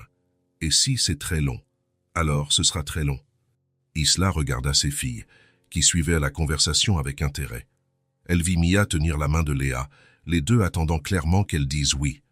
Elle vit à quel point elle se sentait en sécurité avec Ethan, comment elle le traitait, non pas comme un étranger qui les aidait, mais comme quelqu'un qui appartenait à leur vie. « Je n'ai aucun moyen de te remercier », dit-elle finalement, la voix étranglée. « Pas encore. Tu n'as pas besoin de remercier. Tu as besoin de guérir. »« On va tous habiter ensemble ?» demanda Mia, ne pouvant plus contenir sa curiosité. « Pour un temps, » confirma Isla. « Comme une vraie famille, » insista Léa. Ethan et Isla se regardèrent. La question était innocente, mais lourde de sens. « Comme des gens qui tiennent les uns aux autres, » dit Ethan avec précaution. « Ce n'est pas la même chose qu'une famille ?» demanda Mia. « Parfois, c'est même mieux, » répondit Isla doucement. Lundi, Isla quitta l'hôpital avec une petite valise de vêtements qu'Ethan avait achetée pendant son hospitalisation. Les filles portèrent les dessins qu'elles avaient faits pour décorer sa chambre, car maintenant elle aurait sa propre chambre, pas seulement un coin dans l'appartement.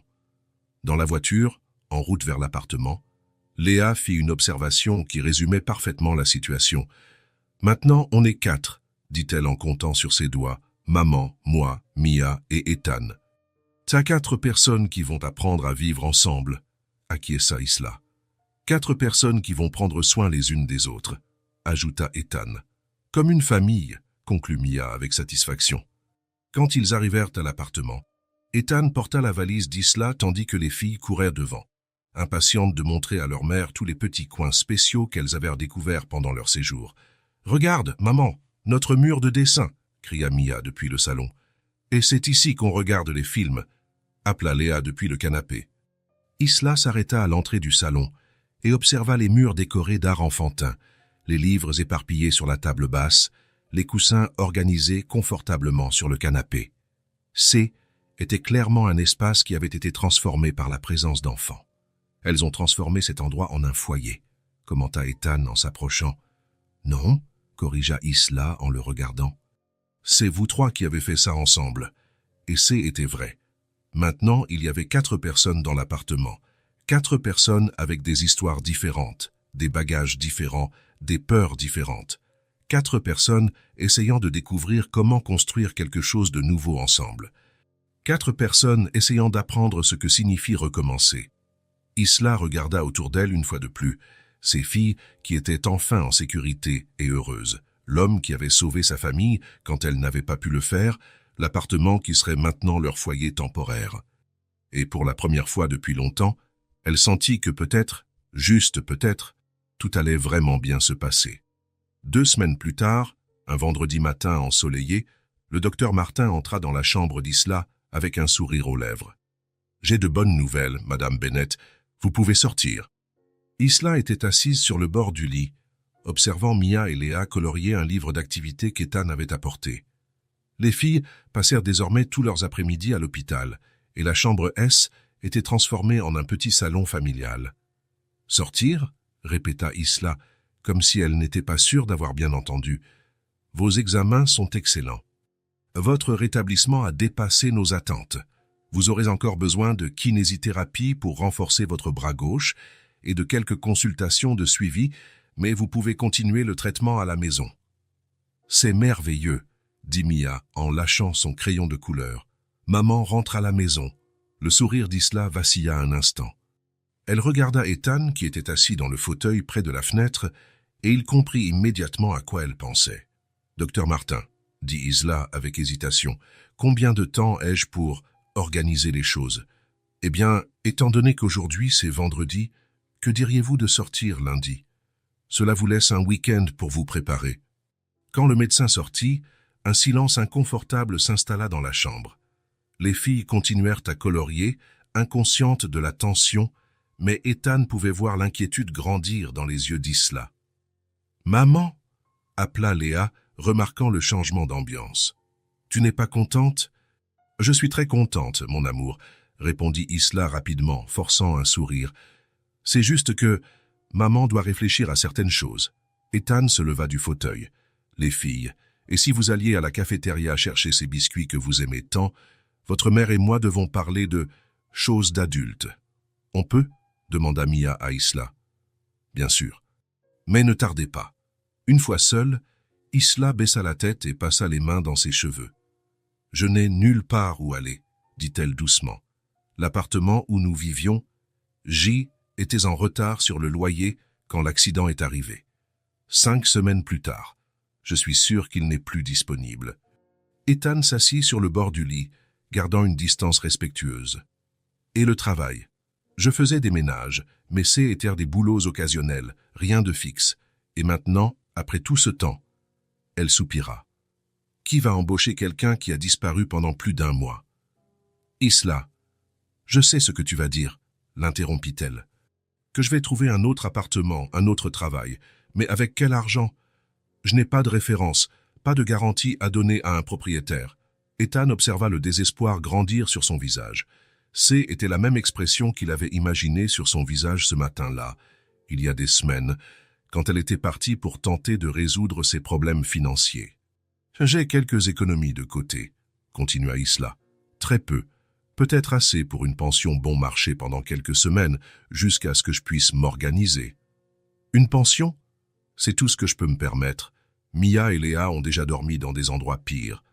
L'idée des filles dans une pension bon marché après tout ce qu'elles avaient traversé provoqua une révolte intérieure chez Ethan. Et si j'avais une suggestion? Isla leva les yeux. Quel genre de suggestion? Rester dans mon appartement. Temporairement. Ethan, je ne peux pas. Pourquoi pas? Parce que tu en as déjà trop fait. Tu t'es occupé de mes filles pendant des semaines. Tu as payé les factures de l'hôpital. Je ne peux pas accepter plus. Et si ce haine n'était pas de la charité? Isla fronça les sourcils. Comment ça? L'appartement est vide pendant la journée, pendant que je travaille. Les filles pourraient t'aider dans ta convalescence et tu pourrais t'occuper d'elles pendant que je suis absent. C'est un arrangement qui profite à tout le monde. Ethan, écoute, dit-il en se penchant légèrement en avant.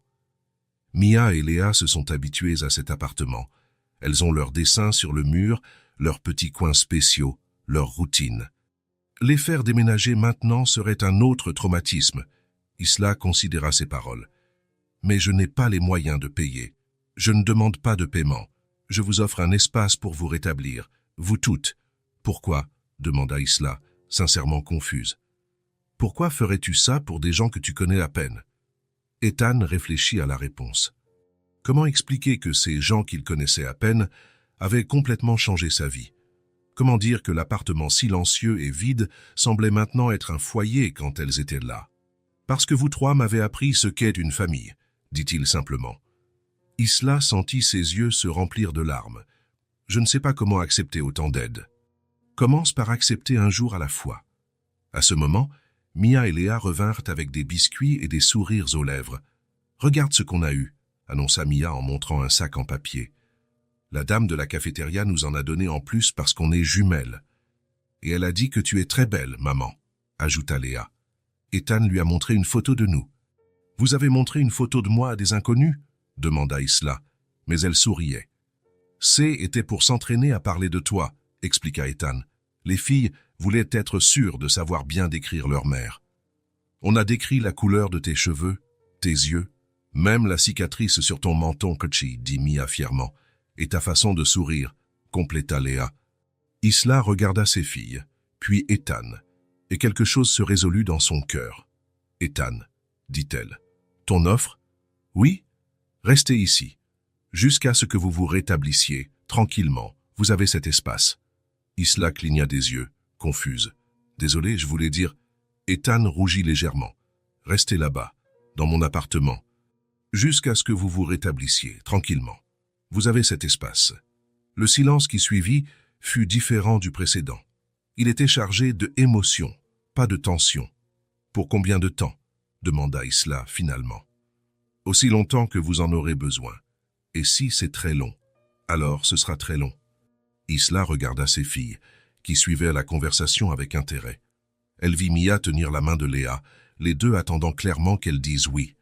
Elle vit à quel point elle se sentait en sécurité avec Ethan, comment elle le traitait, non pas comme un étranger qui les aidait, mais comme quelqu'un qui appartenait à leur vie. « Je n'ai aucun moyen de te remercier, » dit-elle finalement, la voix étranglée. « Pas encore. Tu n'as pas besoin de remercier. tu as besoin de guérir. On va tous habiter ensemble, demanda Mia, ne pouvant plus contenir sa curiosité. Pour un temps, confirma Isla. Comme une vraie famille, insista Léa. Ethan et Isla se regardèrent. La question était innocente, mais lourde de sens. Comme des gens qui tiennent les uns aux autres, dit Ethan avec précaution. Ce n'est pas la même chose qu'une famille, demanda Mia. Parfois, c'est même mieux, répondit Isla doucement. Lundi, Isla quitta l'hôpital avec une petite valise de vêtements qu'Ethan avait achetée pendant son hospitalisation. Les filles portèrent les dessins qu'elles avaient faits pour décorer sa chambre, car maintenant elle aurait sa propre chambre, pas seulement un coin dans l'appartement. Dans la voiture, en route vers l'appartement, Léa fit une observation qui résumait parfaitement la situation. « Maintenant, on est 4, dit-elle en comptant sur ses doigts, maman, moi, Mia et Ethan. T'as 4 personnes qui vont apprendre à vivre ensemble, acquiesça Isla. 4 personnes qui vont prendre soin les unes des autres, ajouta Ethan. Comme une famille, conclut Mia avec satisfaction. Quand ils arrivèrent à l'appartement, Ethan porta la valise d'Isla tandis que les filles courèrent devant, impatientes de montrer à leur mère tous les petits coins spéciaux qu'elles avaient découverts pendant leur séjour. « Regarde, maman, notre mur de dessin !» cria Mia depuis le salon. « Et c'est ici qu'on regarde les films !» appela Léa depuis le canapé. Isla s'arrêta à l'entrée du salon et observa les murs décorés d'art enfantin, les livres éparpillés sur la table basse, les coussins organisés confortablement sur le canapé. C était clairement un espace qui avait été transformé par la présence d'enfants. « Elles ont transformé cet endroit en un foyer », commenta Ethan en s'approchant. « Non, » corrigea Isla en le regardant. « C'est vous 3 qui avez fait ça ensemble. » Et C était vrai. Maintenant, il y avait 4 personnes dans l'appartement. 4 personnes avec des histoires différentes, des bagages différents, des peurs différentes. 4 personnes essayant de découvrir comment construire quelque chose de nouveau ensemble. 4 personnes essayant d'apprendre ce que signifie recommencer. Isla regarda autour d'elle une fois de plus, ses filles qui étaient enfin en sécurité et heureuses, l'homme qui avait sauvé sa famille quand elle n'avait pas pu le faire, l'appartement qui serait maintenant leur foyer temporaire. Et pour la première fois depuis longtemps, elle sentit que peut-être, juste peut-être, tout allait vraiment bien se passer. 6 mois plus tard, un après-midi de printemps, Isla tenait les clés de sa nouvelle maison avec des mains tremblantes de émotion. « Elle est vraiment à nous, maman ?» demanda Mia en regardant la petite maison jaune avec un jardin devant. « Elle est à nous !» confirma Isla, la voix pleine de fierté. « On a réussi. La maison était petite mais parfaite. 2 chambres, un salon confortable, une cuisine avec une table assez grande pour 4 personnes, car Ethan serait toujours le bienvenu. Il y avait une petite cour où les filles pourraient en jouer et même un parterre où Isla prévoyait de planter des fleurs. « Je peux choisir mon côté de la chambre ?» demanda Léa, courant déjà vers la porte. « On peut choisir ensemble » répondit Mia en suivant sa sœur. Ethan observait la scène, adossé à sa voiture, un sourire fier aux lèvres. Les derniers mois avaient été une transformation impressionnante. Isla s'était complètement remise de l'accident, avait trouvé un emploi stable comme assistante administrative dans un cabinet médical et avait économisé suffisamment pour verser un acompte sur sa propre maison. « Tu ne viens pas voir ?» demanda Isla en s'approchant de lui. « Bien sûr. » La maison sentait la peinture fraîche et les possibilités. Les filles couraient d'une pièce à l'autre, planifiant où elles mettraient leurs jouets, où elles feraient leurs devoirs, où elles regarderaient la télévision. « Votre chambre est très grande, » observa Ethan. « Et il y a une fenêtre qui donne sur le jardin, » dit Léa en montrant du doigt. « Je peux voir s'il y a des oiseaux. »« Et la cuisine a un comptoir où on peut aider à cuisiner, » ajouta Mia. Isla tint à montrer chaque recoin à Ethan, comme si son approbation était importante. Et elle l'était. Pendant les mois passés dans son appartement, Ethan était devenu plus qu'un ami. Il faisait partie de la famille qu'elles avaient construite ensemble. « Le salon est parfait pour les soirées cinéma, » dit Isla en ouvrant les rideaux pour laisser entrer plus de lumière. « Et pour les jeux, » acquiesça Ethan. « Vous allez adorer avoir plus d'espace. » Le déménagement se fit progressivement au cours de la semaine suivante. Ethan aida à transporter les quelques meubles qu'Isla avait achetés, monta le lit des filles, installa des étagères au mur, non pas parce qu'elle avait besoin d'aide, Isla avait prouvé qu'elle était incroyablement capable et indépendante, mais parce qu'ils voulaient être présents pour les moments importants de leur vie. Le premier dimanche dans la nouvelle maison, Isla prépara un déjeuner spécial. Lasagne maison, salade et un gâteau au chocolat que les filles avaient aidé à faire. La table était mise pour 4 personnes, comme toujours. « C'est comme les dimanches dans ton appartement », observa Mia en arrangeant les serviettes. « Mieux », dit Léa, « parce que maintenant c'est notre vraie maison. » Pendant le déjeuner, Ethan observa comment elles s'étaient transformées. Isla avait une nouvelle confiance, une lueur dans les yeux qui n'était pas là quand ils s'étaient rencontrés. Les filles étaient plus grandes, plus bavardes, plus sûres d'elles.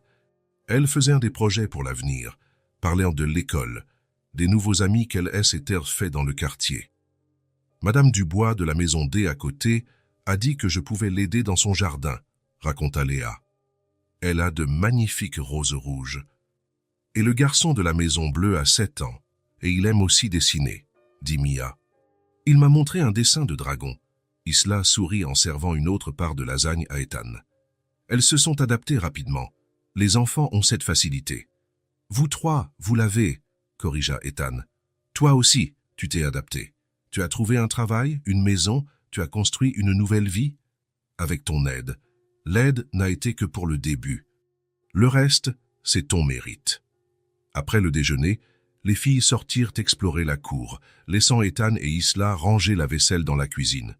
Était une routine domestique simple, mais réconfortante. « Tu sais ce que j'aime le plus dans cette maison ?»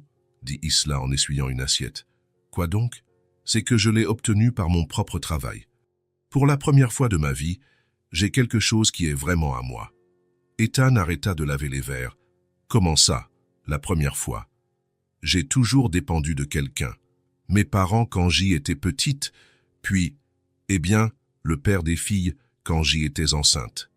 Et quand il est parti, chaque emploi que je trouvais, chaque endroit où je vivais, tout semblait toujours temporaire, comme si tout pouvait s'effondrer à tout moment. » Elle fit une pause, regardant par la fenêtre ses filles qui jouaient. « Mais ici, c'est différent. C'est à moi parce que j'ai travaillé pour l'avoir, parce que j'ai prouvé que je pouvais le faire. »« Ça, tu as toujours pu, » dit Ethan doucement. « Tu avais juste besoin de l'opportunité. » Les mois suivants établirent une nouvelle routine. Ethan venait 2 ou 3 fois par semaine, parfois pour dîner, parfois juste pour aider les filles avec leurs devoirs. Isla insistait pour rendre l'appareil, l'invitant pour les déjeuners du dimanche, lui envoyant des plats préparés quand elle savait qu'il était très occupé au travail. « Tu n'as pas besoin de faire ça, » disait-il toujours. « Je n'ai pas besoin, » acquiesçait Isla. « J'ai envie. » Un jeudi après-midi, Ethan arriva et trouva les filles en train de faire leurs devoirs sur la table de la cuisine. Mathématiques pour Mia, lecture pour Léa. Elles avaient commencé l'école publique et adoraient ça. « Ethan !» cria Mia en le voyant. « Tu peux m'aider avec ce calcul ? La maîtresse a expliqué mais je n'ai pas bien compris. »« Bien sûr. » Il s'assit à côté d'elle, expliquant patiemment comment résoudre les problèmes de soustraction. Léa, qui avait fini sa lecture, se blottit de l'autre côté de lui avec un livre d'histoire. « Tu pourras me lire une histoire après ?» demanda-t-elle. « Toujours. » Isla observait depuis l'évier de la cuisine, un doux sourire aux lèvres. Cette scène, Ethan entouré de ses filles, aidant au devoir, étant simplement présent, était devenue si naturelle qu'il était difficile de se souvenir de la vie avant lui. « Fini », dit Mia en terminant le dernier calcul. « Les maths sont plus faciles quand tu expliques. Tu es très intelligente. Tu avais juste besoin d'un petit coup de main. »« On est un tâche, » dit Léa en fermant son livre. « Je peux te demander quelque chose ? » ?»« Bien sûr. Tu seras toujours notre amie ?» La question, posée avec l'innocence typique d'une enfant de 5 ans, serra le cœur d'Ethan. « Toujours, » promit-il. « Même quand on sera grande. Même quand vous serez adulte. Et même si tu as ta propre famille. » Ethan regarda Isla, qui avait arrêté de faire la vaisselle pour écouter la conversation. « Vous êtes aussi ma famille, » dit-il simplement. Mia et Léa se regardèrent avec ce sourire complice. « Tu es notre meilleur ami, » déclara Mia. « Celui qui reste toujours, » ajouta Léa. 2 semaines plus tard, un samedi après-midi, Ethan se préparait à partir après avoir passé la journée à aider Isla à planter des fleurs dans le jardin. Les filles prenèrent leur bain et la maison était enveloppée dans la tranquillité typique de la fin de journée. Elles ont tellement grandi, commenta Isla en observant les jouets éparpillés dans la cour. C'est vrai. Et toi aussi? Comment ça? Tu es plus confiante, plus toi-même? Isla sourit. Je crois que pour la première fois de ma vie, je sais qui je suis. Pas la fille de quelqu'un, pas l'ex de quelqu'un. Je suis Isla, la mère de Mia et Léa, l'amie d'Ethan. Ils marchèrent jusqu'à la voiture, où Ethan disait toujours au revoir. Mais cette fois, Isla lui prit la main avant qu'il ne puisse ouvrir la portière. Ethan, il se tourna vers elle. Je n'oublierai jamais ce que tu as fait pour moi et pour mes filles. Isla, laisse-moi finir, dit-elle doucement. Avant de te connaître, je pensais que les gens riches ne se souciaient de personne. Qu'ils avaient de l'argent et du pouvoir, mais pas de cœur. Ethan sentit ses yeux se remplir de larmes. Mais tu m'as montré que c'est différent, qu'il existe une bonté sincère dans le monde, que certaines personnes aident parce qu'elles veulent t'aider, pas parce qu'elles attendent quelque chose en retour. Je n'ai rien fait d'extraordinaire. Tu as sauvé ma famille, l'interrompit Isla. Quand je n'ai pas pu protéger mes filles, tu les as protégées. Quand je n'ai pas pu m'occuper d'elles, tu t'en es occupé. Et quand j'ai eu besoin d'apprendre à vivre à nouveau, tu m'as appris. Les larmes coulèrent maintenant sur le visage d'Ethan. Et vous m'avez appris ce qu'est une famille, dit-il, la voix étranglée. Oh, j'avais tout, l'argent, le succès, une vie confortable. Mais je n'avais rien qui comptait vraiment jusqu'à ce que je vous trouve toutes les trois. Isla lui serra la main. Alors, nous sommes quittes. Nous sommes une famille, corrigea Ethan. De la fenêtre du salon, deux petites têtes observaient à la conversation. Il pleure, chuchota Mia. Je pense que ce sont des larmes de joie, répondit Léa. Comme quand on est très heureux et qu'on pleure en même temps. Comme quand tu as retrouvé ta poupée perdue. Comme quand maman est sortie de l'hôpital. Elles observèrent Ethan et Isla s'enlacer devant la maison. Un long câlin plein de gratitude mutuelle. Je pense qu'on sera une famille pour toujours, murmura Mia. Je pense que oui, acquiesça Léa. Et dans la petite maison jaune avec un jardin devant, 4 personnes que le destin avait réunies de manière inattendue continuèrent à construire quelque chose de beau et de durable. Ce n'était pas la famille traditionnelle qu'aucun d'eux n'avait prévue. C'était quelque chose de bien mieux. Ça était une famille choisie, construite avec amour, soin et la certitude que parfois, les meilleures choses de la vie arrivent quand on s'y attend le moins. Si cette histoire vous a touché le cœur, abonnez-vous à la chaîne et activez la cloche de notification pour ne pas manquer les prochaines. Laissez un j'aime, car cela aide à recommander cette histoire à davantage de personnes. À la prochaine histoire.